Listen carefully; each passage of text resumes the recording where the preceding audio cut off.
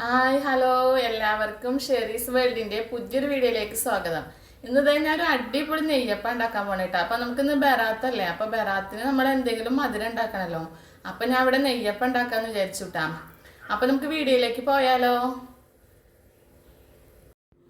ഇന്ന് ബെറാത്തല്ലേ, അപ്പൊ നമുക്ക് കുറച്ച് നെയ്യപ്പം ഉണ്ടാക്കാന്ന് വിചാരിച്ചു. അപ്പൊ അതിന് വേണ്ടി ഞാൻ കുറച്ച് ശർക്കര ഉരുക്കി വെച്ചിട്ടുണ്ട് കേട്ടോ. അപ്പൊ തണുത്തിട്ടുണ്ട്.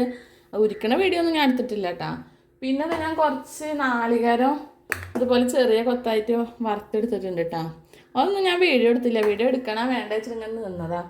പിന്നെ റവയും മൈദയും കൂടി മിക്സ് ചെയ്ത് വെച്ചതാട്ടോ. ഇത്തിരി വെള്ളം വെച്ചിട്ട് ഇങ്ങനെ വെറുതെ ഒന്ന് കുഴച്ച് വെച്ചതാണ് ഞാൻ. പച്ചരി ഇല്ല നമ്മുടെ കയ്യിൽ. അപ്പോൾ ഇത് വെച്ചിട്ടാണ് ആക്കണത്. എത്രത്തോളം ശരിയാവുന്നൊന്നും അറിയില്ല. നമുക്ക് എന്തായാലും നോക്കി നോക്കാം. പിന്നെ കുറച്ച് പപ്പടം കുതിരാൻ വെച്ചിട്ടുണ്ട് കേട്ടോ. ഇനി നമുക്ക് ഇതൊക്കെ കൂടി ഒന്ന് മിക്സിയുടെ ജാറിലിട്ടിട്ട് അടിച്ചെടുക്കണം.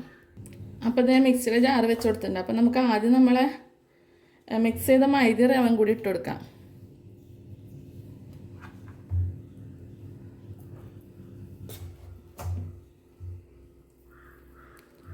ഒരുപാട് ഇട്ടിട്ടൊന്നും അടിച്ചെടുക്കാൻ പറ്റില്ല. അപ്പോൾ കുറേശ്ശെ ഇട്ടിട്ട് അടിച്ചെടുക്കേണ്ടി വരും.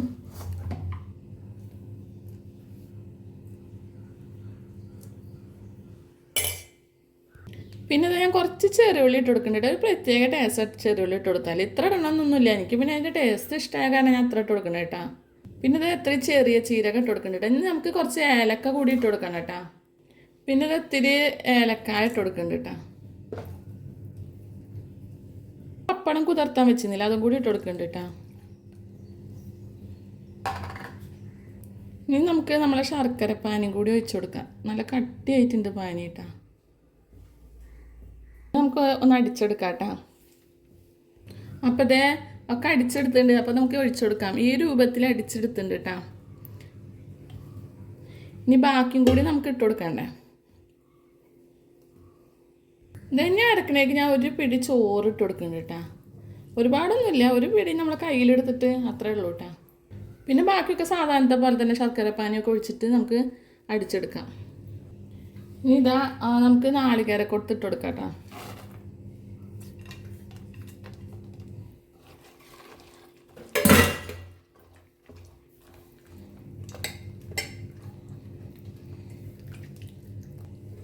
ഇത് നമ്മളതിൽ കുറച്ച് കറുത്ത എള്ളുണ്ട് കേട്ടോ. അത് നമുക്ക് ഇട്ട് കൊടുക്കാം.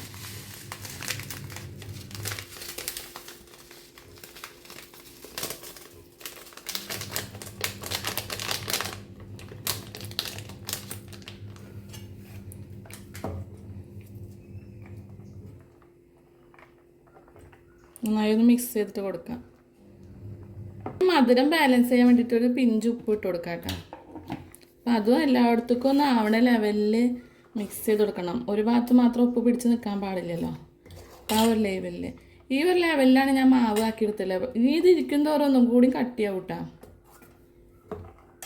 ഇനിയിപ്പോൾ ഇത് നല്ല മിക്സ് ചെയ്തിട്ടുണ്ട്. നമുക്ക് 1 മണിക്കൂർ റെസ്റ്റ് ചെയ്യാൻ വെക്കാം. അതിനുശേഷം നമുക്ക് അപ്പം ചുട്ടെടുക്കാം കേട്ടോ.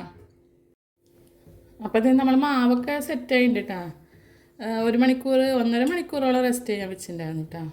അപ്പോൾ ഇനി നമുക്ക് അപ്പം ചുട്ടെടുക്കാം. നമുക്ക് ചട്ടി വെച്ചിട്ട് സൺഫ്ലവർ ഓയിൽ ഒഴിച്ച് കൊടുത്തിട്ട് ചൂടായി വരട്ടെ കേട്ടോ. അപ്പോൾ ഇത് നമ്മളെ എണ്ണയൊക്കെ ഒന്ന് ചൂടായി വന്നിട്ടുണ്ട്. നമുക്ക് മാവ് ഒഴിച്ചു കൊടുക്കാം കേട്ടോ. നല്ലോണം ചൂടായി വന്നിട്ടുണ്ട്. ഞാൻ ഇതുപോലെ നെയ്യപ്പം ആദ്യമായിട്ട് ഉണ്ടാക്കണം കേട്ടോ. എന്താ അവസ്ഥ എന്നൊന്നും അറിയില്ല. പൊന്തി വരുന്നവരെ നമുക്ക് വെയിറ്റ് ചെയ്യാം. പൊന്തുവോ എന്നൊക്കെ നോക്കാമല്ലേ. പൊന്തി വരുന്നുണ്ട് കേട്ടോ. കൊളാവോ എന്നൊരു ടെൻഷൻ ഉണ്ടായിരുന്നു. പിന്നെ ഒരുപാട് കാലമായി നെയ്യപ്പമൊക്കെ ഉണ്ടാക്കിയിട്ടേ. ഇപ്പം അടുത്തൊന്നും ഉണ്ടാക്കിയിട്ടില്ല.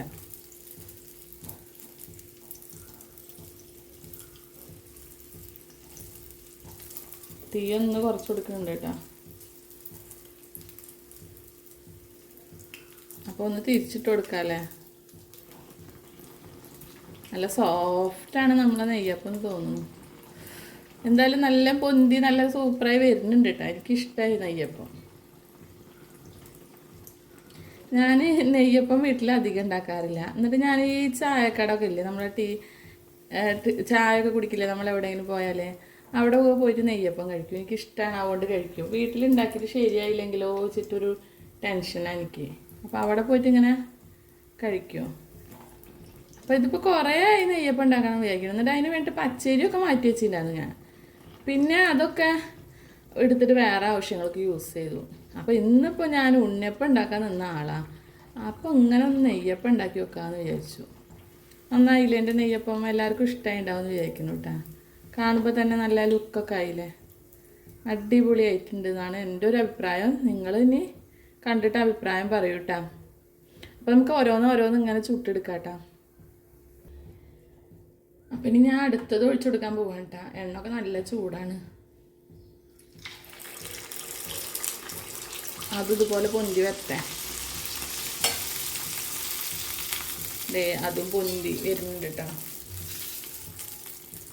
നമ്മൾ ഒരു സാധനം ഉണ്ടാക്കിയിട്ട് അത് കറക്റ്റായി വരുമ്പോൾ നമുക്ക് കിട്ടുന്ന സന്തോഷം വേറെ തിരിച്ച് പറയാനില്ലല്ലേ.